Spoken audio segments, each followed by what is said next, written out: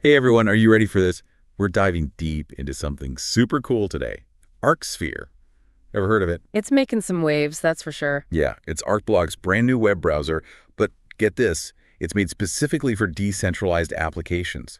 Those dApps everyone's talking about these days. Exactly. And it's a big shift from how we're used to doing things online. I mean, we're so used to these giant platforms controlling everything, but ArcSphere and dApps, they're all about giving you, the user, more control. You have a direct connection with creators and businesses online. I love that idea of taking back control. It's almost like going back to the internet's original vision. More open, more collaborative. Yeah.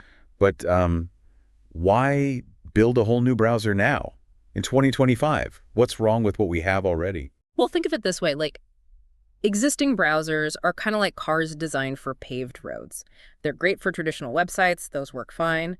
But dApps, they're like going off-roading. Yeah. You need a vehicle that can handle that rough terrain, and that's where ArcSphere comes in. It's built from scratch specifically to handle the unique demands of dApps. Okay, so it's like a purpose-built tool for this new world of dApps. Makes sense.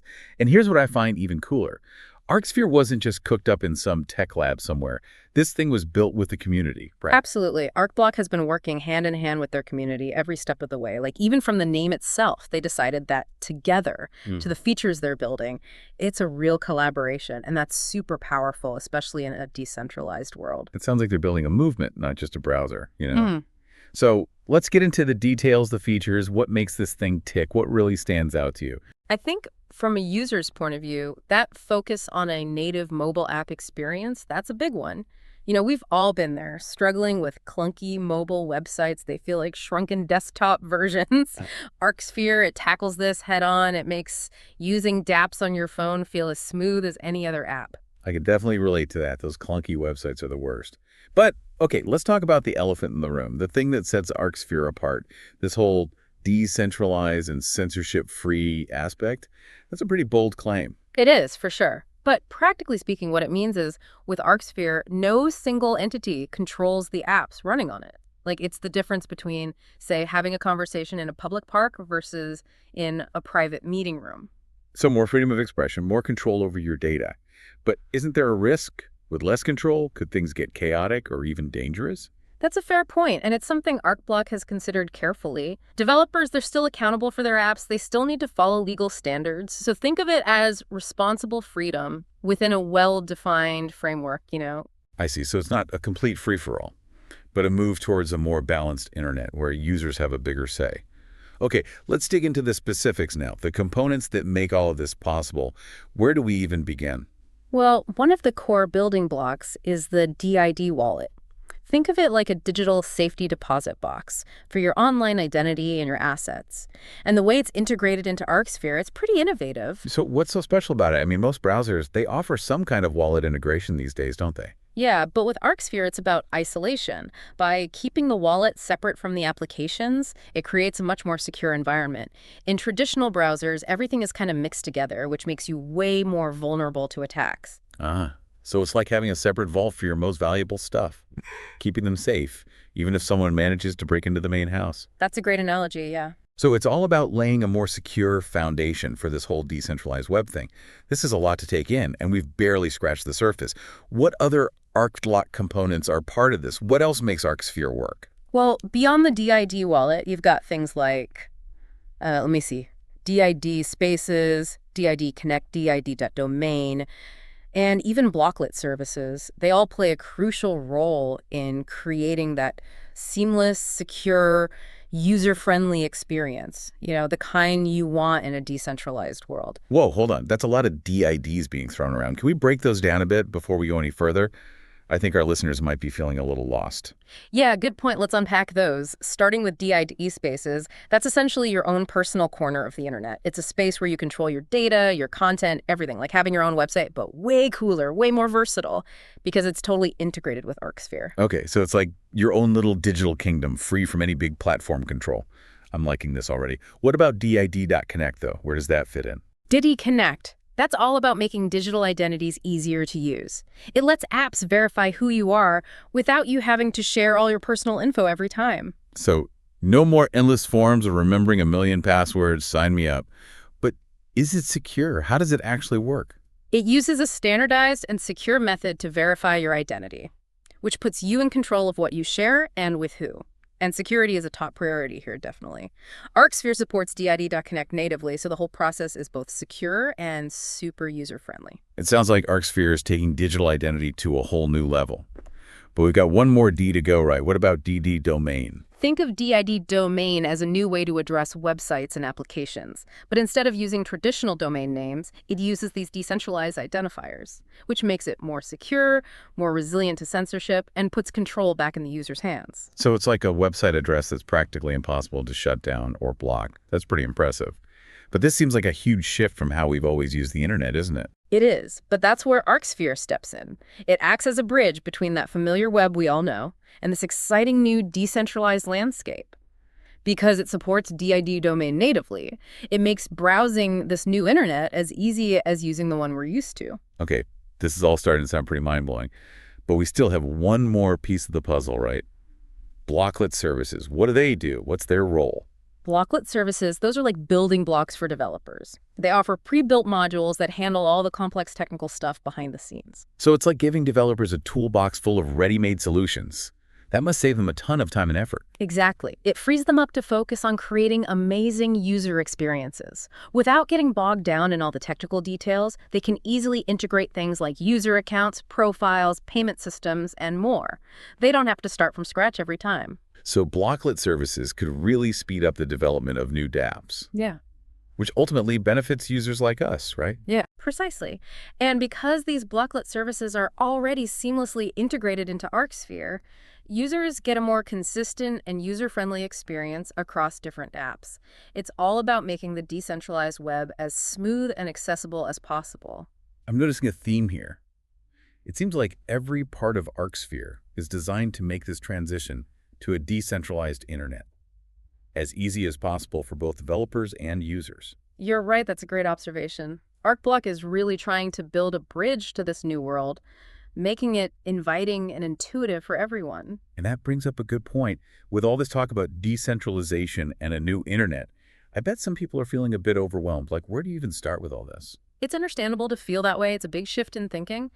But the beauty of ArcSphere is that it acts as a gentle on-ramp to this new world. You don't need to understand all the technical details to start using it and enjoying the benefits. So it's like dipping your toes in the water before jumping into the deep end. Exactly. And that's why this current invitation-only testing phase is so valuable. It gives people a chance to experiment with dApps in a safe environment. See how this tech can work for them without feeling overwhelmed. I bet a lot of our listeners are itching to try ArcSphere out for themselves. Can you tell us anything about the testing phase and how people can get involved? Right now, they're gradually rolling out access just to make sure things run smoothly and to get feedback from early users. It's your chance to be on the cutting edge and help shape the future of this technology. So how can people get in on the action? Just head over to the ArcSphere website and sign up for the waiting list. Once they get the green light from the app stores, they'll start sending out invitations. I have a feeling that waiting list is going to get pretty long, pretty fast. But for those who are willing to wait, what's the payoff? What does all this mean for the average person? How could a browser like ArcSphere actually change your online experience? That's the million-dollar question, right? On a practical level, imagine browsing the web without worrying about those massive data breaches, or companies taking your data and profiting from it without your consent. Imagine having complete control over your online identity. You decide what information you share, with whom, and on what terms. That sounds amazing, a breath of fresh air in today's digital world. But privacy isn't the only benefit, is it? Nope, not at all.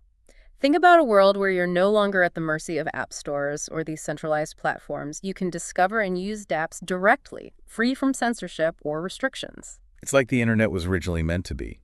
Open, accessible, and driven by the people who use it. Exactly, and that's the promise of ArcSphere. It's not just a browser, it's a tool that empowers us to take back ownership of our digital lives. I love that it's like a digital declaration of independence.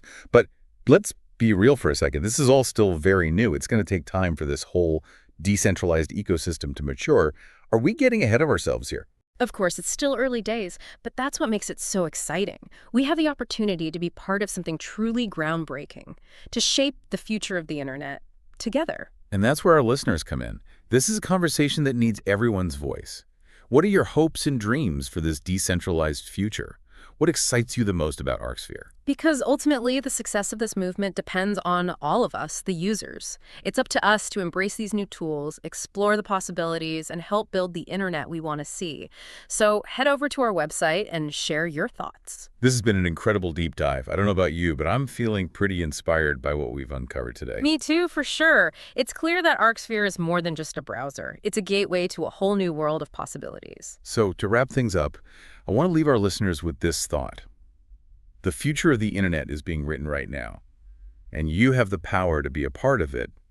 Go out there, explore, experiment, and let's build this decentralized future together. Yeah, it's like having this toolbox full of pre-made solutions ready to go. I can see how that would be a game changer for developers. It must save them so much time and hassle. It really does. It frees them up to focus on what matters, Yeah. creating those great user experiences instead of getting stuck in the technical weeds. And they can easily integrate things like, user accounts, profiles, even payment systems, without having to reinvent the wheel every single time. And if developers can build dApps faster, then everyone benefits, right? We get to enjoy those cool new apps sooner. Exactly. And there's another benefit, too. Because those Blocklet services are already baked into ArcSphere, it means users get a more consistent experience across different dApps. It's all part of making this decentralized web feel more, user-friendly. It's all connected, isn't it?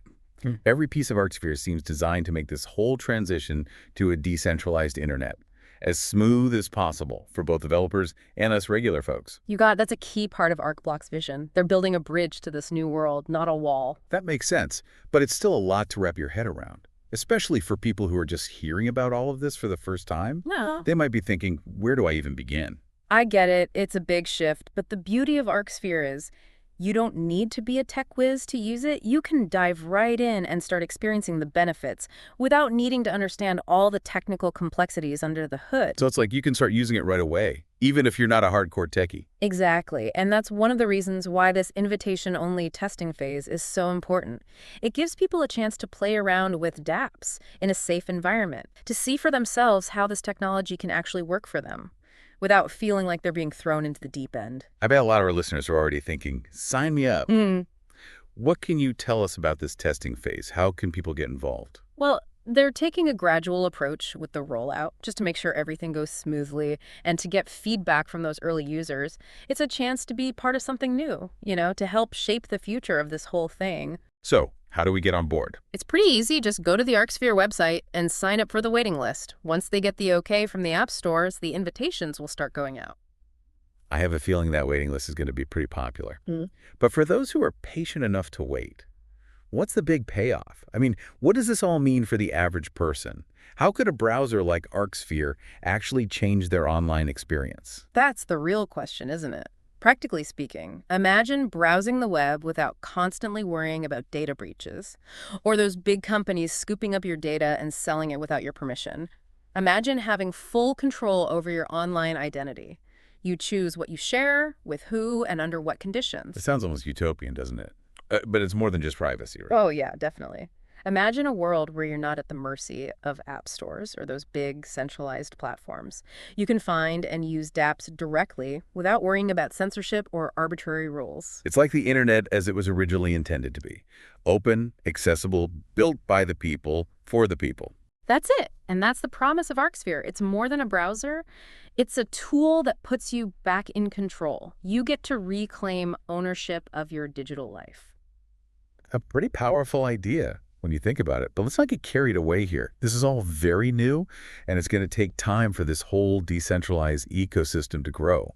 Are we getting ahead of ourselves? We're still in the early stages, sure, but that's what makes it so exciting. We have a chance to be part of something truly groundbreaking, to build the future of the internet together. And that's where our listeners come in, right? This isn't a one-way conversation. We want to hear from you.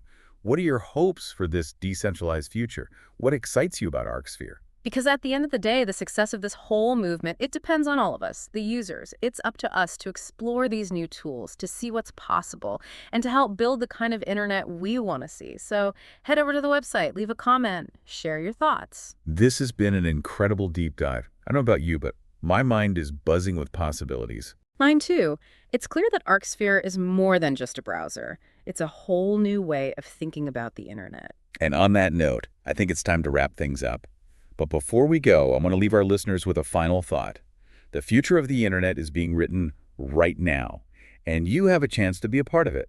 So go out there, explore, experiment, and let's build this decentralized future together. Yeah, it does feel like a turning point, doesn't it? We've been kind of stuck with the internet as it is with all its problems for so long. But ArcSphere shows us that there's a different way, a way that puts users first. It's like we've been driving down the same old highway, and suddenly there's this new off-road trail, full of potential, full of adventure. But will everyone want to take that trail? Won't some people be scared to leave the familiar behind? Change can be scary, that's true. Some people will definitely stick with what they know. But for those who are curious, who want more control over their digital lives, ArcSphere gives them a safe, gradual way to explore this new territory. And that's what I find so exciting about this whole project.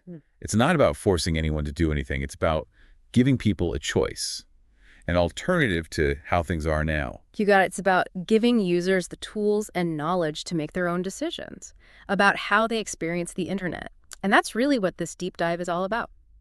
We want to help you, our listeners, understand these new possibilities. We've covered a lot of ground today, haven't we? From the whole idea behind apps to the specific features of ArcSphere, we've really tried to show you what this shift to a decentralized internet could mean for you. But the conversation doesn't end here. No, not at all. This is just the beginning. As more people join the ArcSphere community, as more DApps are developed, this whole ecosystem is going to keep evolving. So what can our listeners do to stay involved, to be part of this evolution? The most important thing is to explore. Go to the ArcSphere website, join that waiting list, and experience it for yourself. Dive into the world of apps, see what's out there, and don't be afraid to experiment. And share your thoughts. Tell us what you think. This is a community-driven movement. Every voice matters. Let us know what excites you, what worries you, what you hope to see in this decentralized future. Because in the end, the future of the internet is in our hands. It's up to us, the users, to shape it, to make it the open, secure, and empowering space we all deserve. This has been an incredible journey exploring ArcSphere and the potential of a decentralized internet. I hope you found it as fascinating and thought-provoking as we did. Until next time, keep exploring, keep asking questions, and keep pushing the boundaries of what's possible online.